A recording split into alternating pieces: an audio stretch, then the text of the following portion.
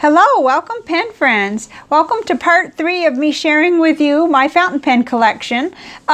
This is March 2020 when I'm filming this, and this is part 3, and I'm doing a total inventory, a complete census of all my pens, and I'm using Google Docs, the spreadsheet that's available there to do that. So I will have a shareable link when I get finished, and I'm almost finished.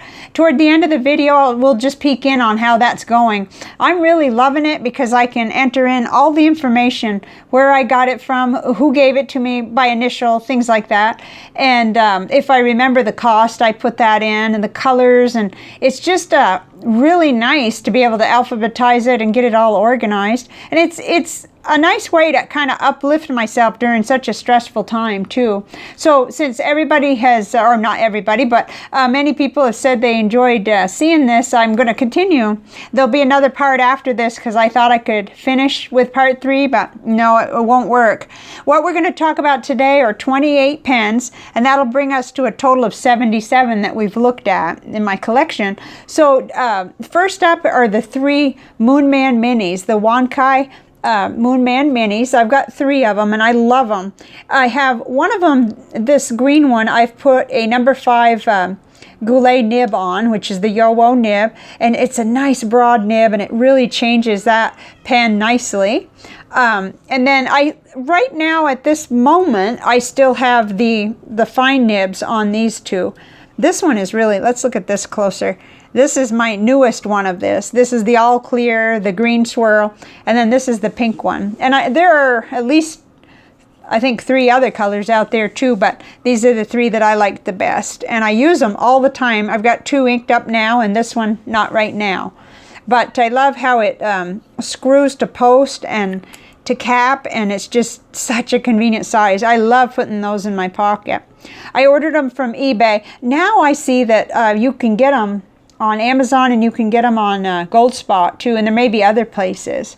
Then the next pen is my one and only Kaweco Sport, which is the blue one, and it came with a medium nib that had baby's bottom, and I've sputtered about that early on, but I fixed it. I watched Matt Armstrong at the Pen Habits, all 3 of his videos on how to take care of nibs, and it's now real nice and smooth. I wouldn't trade it for anything, but I was pretty green when I did that, so I never did get another Kaweco, which is silly because I'm hearing good things now. Like, I think maybe the issue might have been resolved. I don't know. So next up is a little beauty. This is Lebon Expressions. Let's see, I wrote it down. Yeah, a Lebon Expression. And what happened here is I just fell for this pen on Chris Rapp 52's channel. And, you know, I knew from watching his video that this section was pretty small and it might be a little bit slippery, but it's just a gorgeous little pocket pen. And it's got a wonderful smooth nib on it. I never had to do anything to this nib. I think it's a medium. I got this one at GoldSpot. And this pen is cartridge only. Actually, it doesn't have anything in it right now, so why I'm opening it. Ooh, looks like the cleaning job wasn't good either. Something blue is still there. So I need to clean that. That'll be the color that I'm using with this, but I put little standard cartridges, standard international cartridges go in it, and I find it just really, really nice as a little pocket pen. I wouldn't want to journal long sessions or take notes long with it, but I love it for just jotting down things. It's gorgeous. And then this next little pen is an all clear Stipula Passaporto, and I love this little thing. I know some people had issues with it, but mine, I just got lucky, I guess, because I had absolutely no issues with this pen, no leaking or anything, and it's just gorgeous. And it's got a really smooth medium Stipula nib on it. And I enjoy it a lot. It's got a pretty good ink capacity for such a small little pen. I mean, it is tiny. It's in league with the Moonman, but anyway, I really enjoy this one. I don't have it inked up right now. And then next up is my Serendipity Mini that's from Pensive Pens in Australia, and it's a James Phineas and Robert Oyster collaboration, just like the bigger one that I have featured so much on my ink reviews. Right now I've got medium Goulet nibs on both of these Serendipity pens.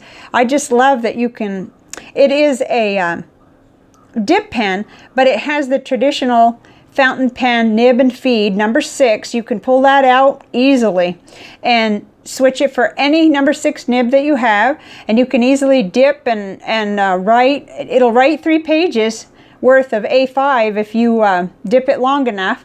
And this one is kind of neat because it's a demonstrator and you can really see in there what's happening. But it's really the feed that just really nicely holds all that ink, and then it writes for a long time for you. And you know, just being able to pull out the nib and feed and rinse the whole thing out, stick a Q-tip in and just dry it up. They're really handy pens and I love them. And I think that they're beautiful too. This one is the larger, regular sized one of it. And I have a black medium number 6 Goulet nib on there. And then this one, they did put it says Serendipity James Phineas. I don't believe they didn't do any branding on the smaller Serendipity Mini. I ordered it from Australia, like I said, both of those from Pensive Pens. And I've been super happy with them. They're just really, really fun for trying out new inks especially, and playing around with ink samples. You can dip it right into the ink sample. Okay, next up is my most expensive pen that I ever have purchased, and it's my Pilot Vanishing Point. And this is the Iridium, Gunmetal Rhodium finish. Sorry, I always want to say that word for the silver part wrong. And this is a medium nib on it, and it's the clicker pen, and I'm growing to love this more and more. I always have loved the look of it, totally. But I went through a spell there where I felt like I paid too much for it, and it didn't write that much better than some of my cheaper pens. But I really appreciate and enjoy it better now that I found that Bungabox Lamont ink writes in it just beautifully.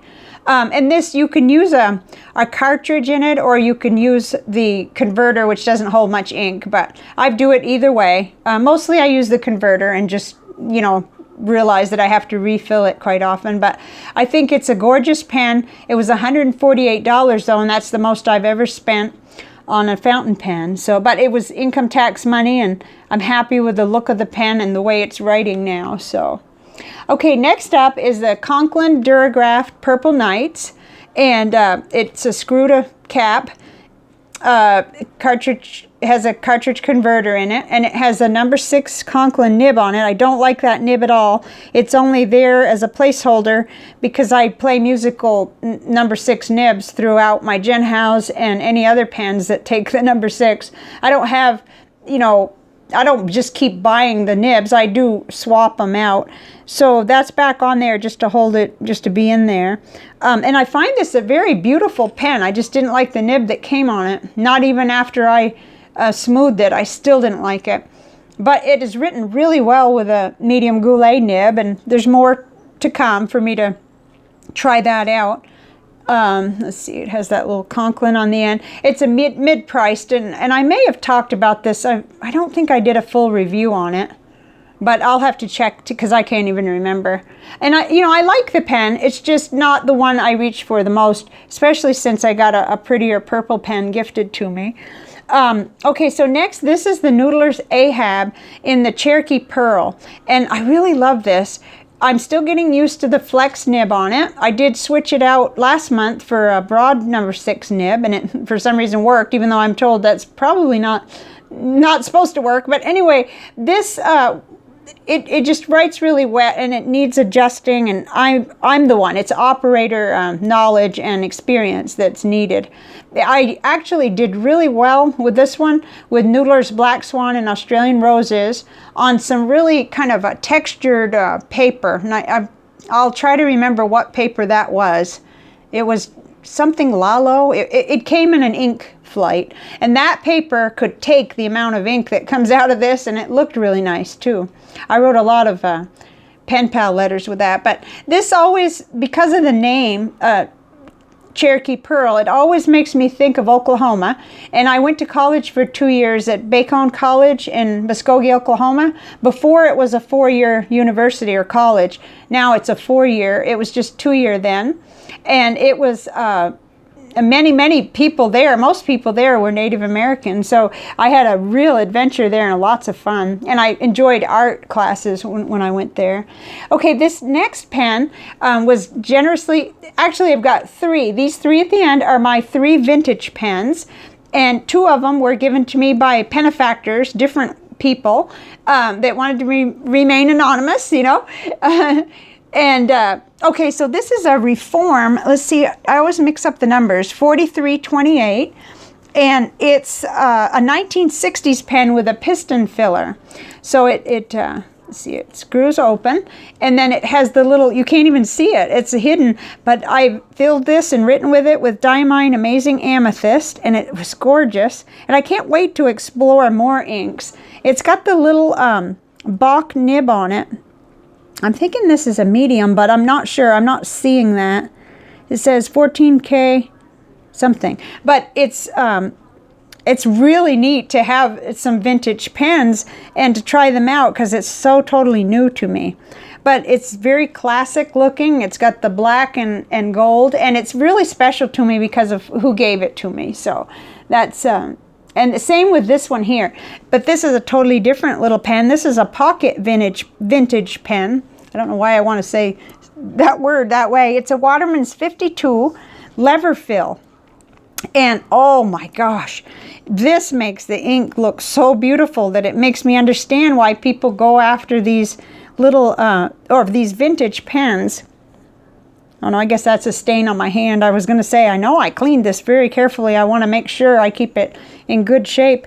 It has a little number 2 nib on it, and it flexes just a little. And the one ink that is the big standout that I wrote with this one with was KWZ Monarch.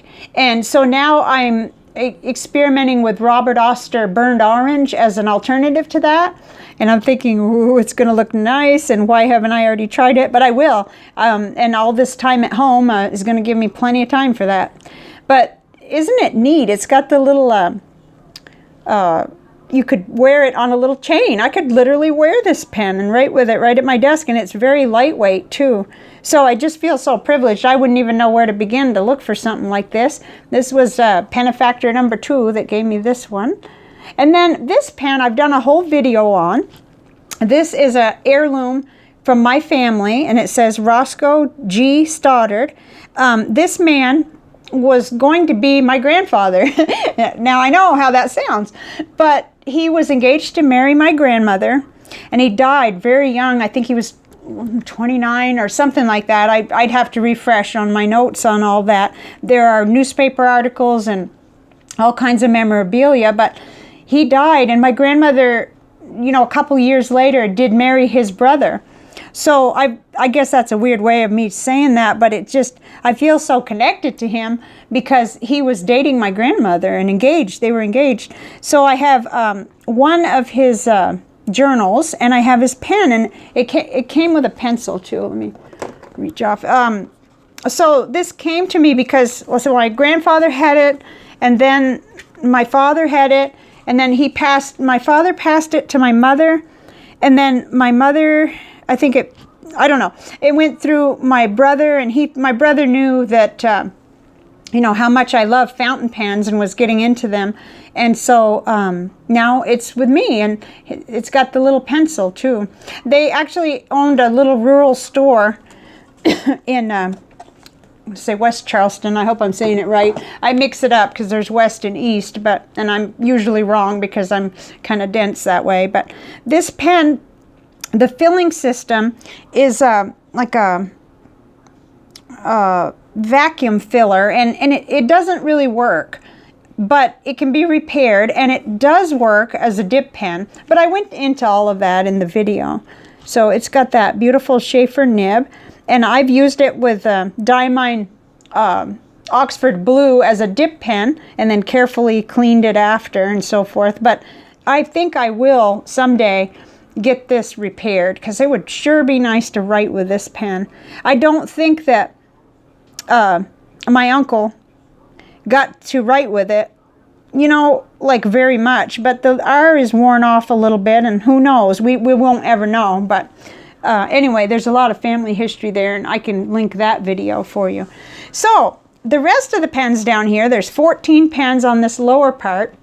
And this is what these all have in common. Now, I told you that that these two were given to me by benefactors, and this was passed down to me through my family, my dad, my mom, my brother, now me, okay? But all of these pens were either gifted to me or I won them in contest, which, let's see. Let me just try to pick out right away. This one I won in a drawing from Larry's Fountain Pens, but I believe all the rest were sent to me by pen friends. Let me just, excuse me, look through and make sure. Oh, no. Okay, so there are two. So this green one, the Chilton Bostonian, and this Heinz Blue Storm Custom, those were the two that I did win in drawings from other YouTube channels. This was Larry's Fountain Pen, and this was Chris Rat 52's Fountain Pen YouTube channel. So let's start, because oh boy, this could get long. And I'm not going to do initials even on these. It's all on the inventory.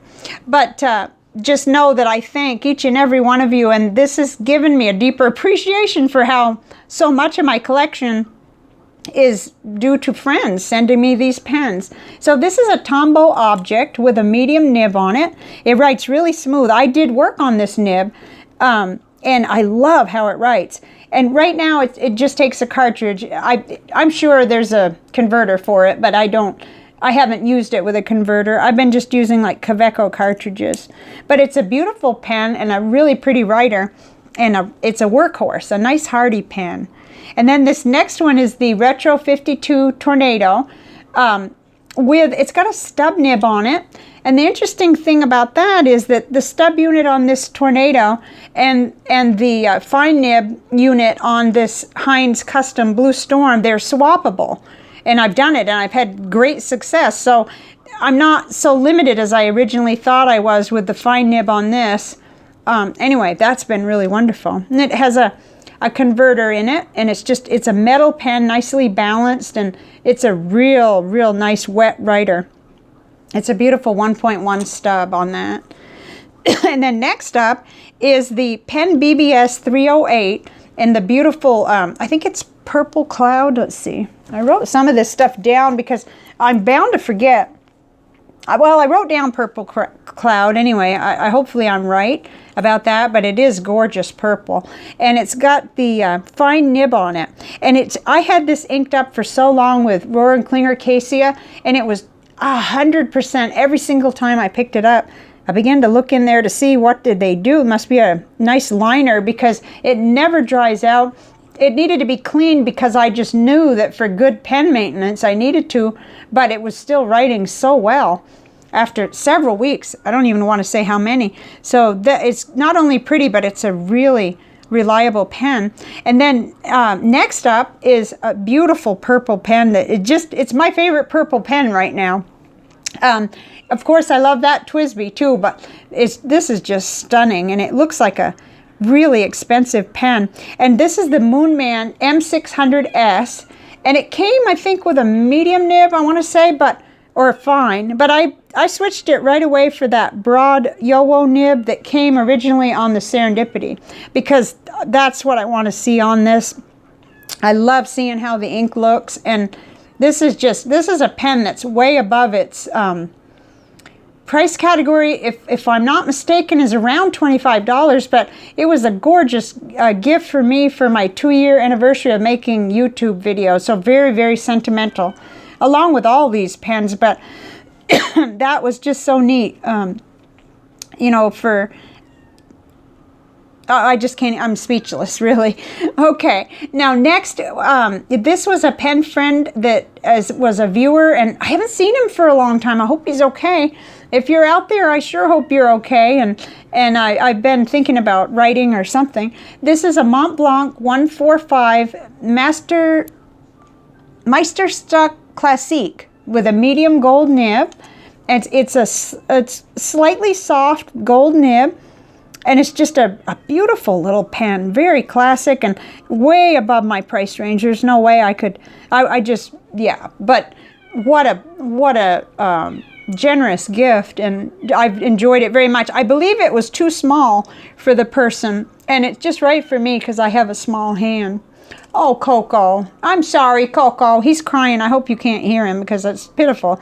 But he just got in a little bit of trouble with another kitty and hurt her a little. And dear, we have to have discipline here.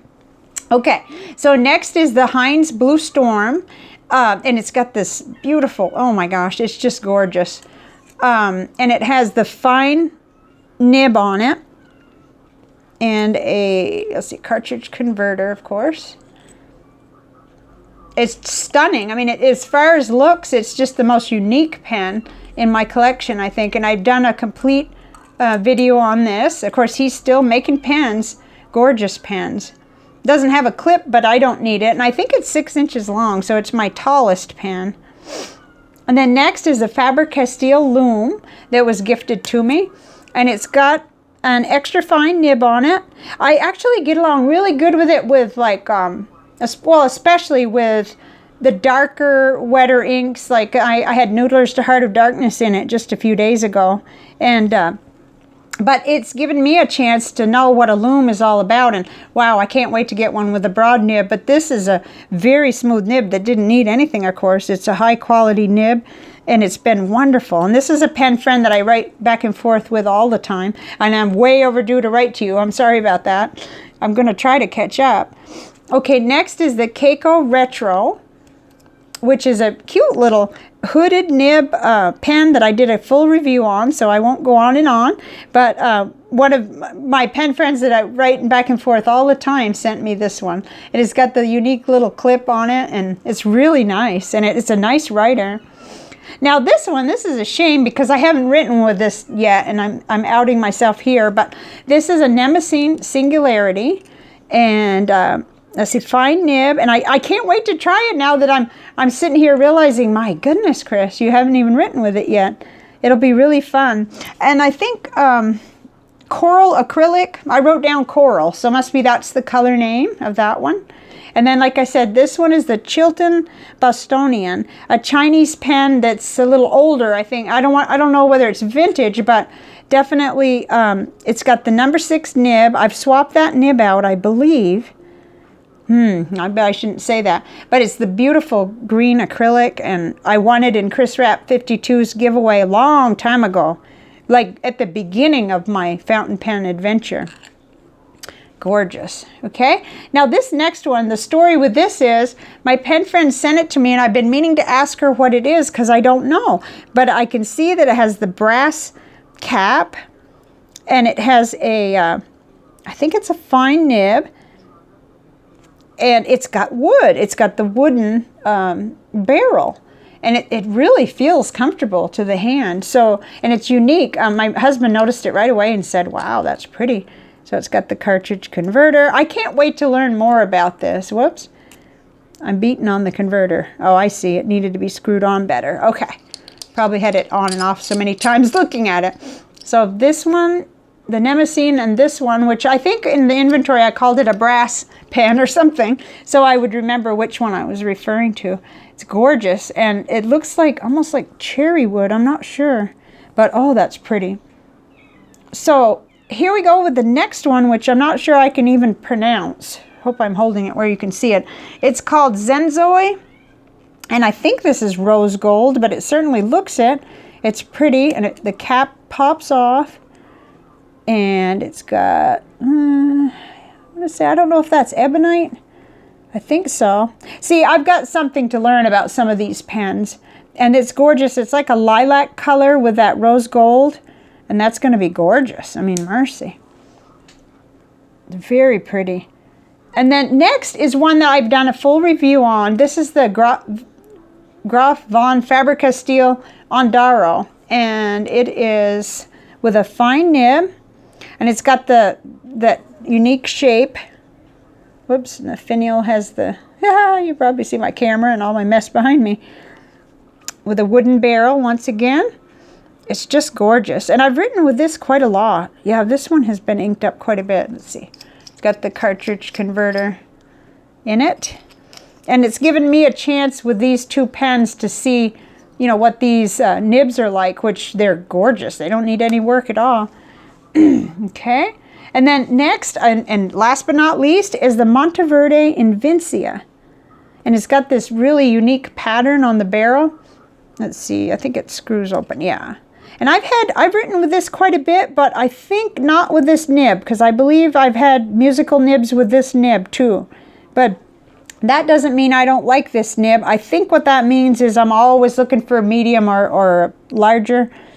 And I don't know what that is. It could be a medium or a fine. But I'm always trying to put a broad Goulet nib on things, so that's why. And it's really pretty. Now, I don't find it comfortable for long writing sessions, but it's a pretty pen. It's really nice, especially this barrel. I find that to be very pretty. Okay, so here we go. Now, that brings us up, like I said, to... We've now talked about 77 pens, and let's switch over and just do a really quick glance at how the inventory is going. I thought it was done, and then I got a new pen in the mail today. A generous pen friend sent me a Prefonte, and it's the 05 medium, and it's gorgeous. It's green. So anyway, I entered that in already, and we'll see that, and I'll meet you over there. Okay, so now we're over at my computer, and I've called this inventory up, and what it is, it's I go to my Google email, and I just get in there and go to the sheets, and I have input all of the pens now, even when I didn't know. Like up here, I put brass pen, wood, fine nib, brass and wood, gift from pen friend MZ, unsure of the pen name and model. And see, I'll be working on those kinds of things. That's what going deeper, I think, and being more mindful about what I have means, you know, learning about each pen. So, you know, and it's now alphabetized by brand name. I think there may be even my Atoya blade, which is considered a disposable fountain pen, but just like the Pilot, let's see, we'll just kind of go on down. The Pilot Varsity is too, but I refilled that. And then, of course, all my Gen Hows. Excuse me, I need a drink of water. Whew.